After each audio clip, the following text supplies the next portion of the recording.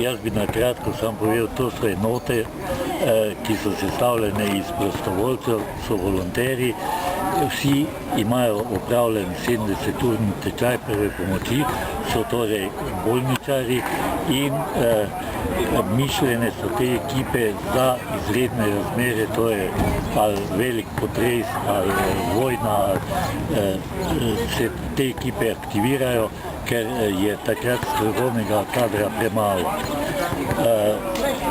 To tekmovanje je na regijskem nivoju se odvija letos v Kamniku, je 14.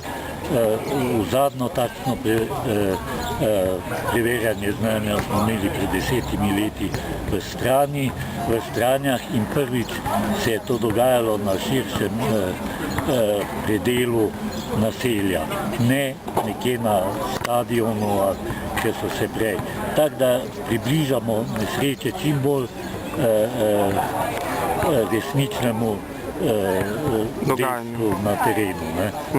Kako ste pa zadovoljni z znanjem teh ekip, z usposobljenostjo? Ja, mi smo zadovoljni. Tudi naše ekipe so v preteklih letih bile na državnem prvenstvu, tudi državni prvaki, tudi sodelovali so že na evropskem prvenstvu v Italiji in na Mađarskem, tako da v kamniški občini smo s temi ekipami zelo zadovoljni.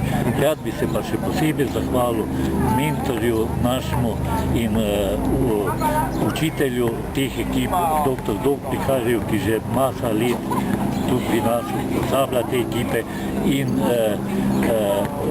medicinski sestri Jožici, ki tudi vse ekipe so praktično šle čez njihove roke.